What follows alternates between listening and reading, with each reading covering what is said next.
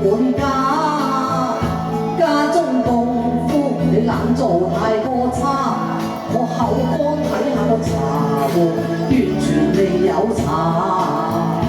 手家缺一我實要打啦，打咗8圈你仲要打，未曾食過一鋪滿碗我實要打頂啦。唔係我啊流啊亂啦，將你話家務拋開去打牌，應該做雜話，係咪啊？唔送氣任你將我話我冷氣下，要我受氣聽你話，好話豈能容讓我唔送氣點下？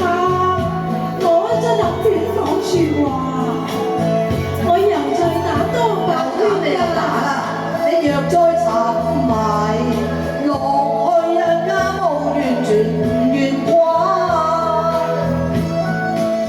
點算係沉迷落去？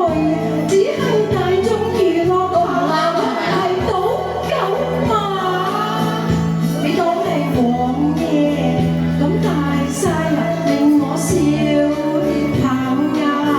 我哋成個隊共的佳話，應要互助，互愛相關心，才算是好對象。幾時明白你的下，創造個好家庭，應份家庭為上個人就當等下。我父母有家財，巴閉啊！點會日日去捱罵？又點會夜夜去捱罵？你唔願顧家，自有人話。小姐中意無權任意查。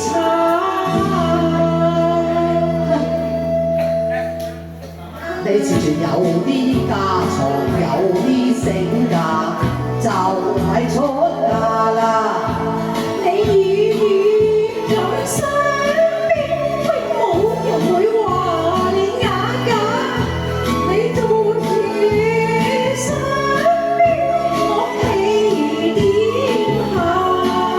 我係財主女魔，大晒啊！正寒暑話。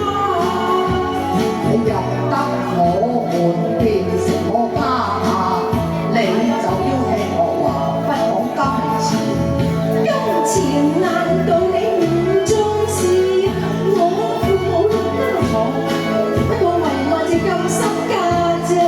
你係捱窮，願意跟我，咁就唔該你去煲茶。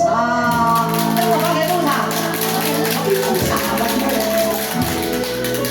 多謝兩位嘅打情罵俏好，接住落嚟都係一隻合唱歌，有請 Andy 同 Queenie 送俾大家一首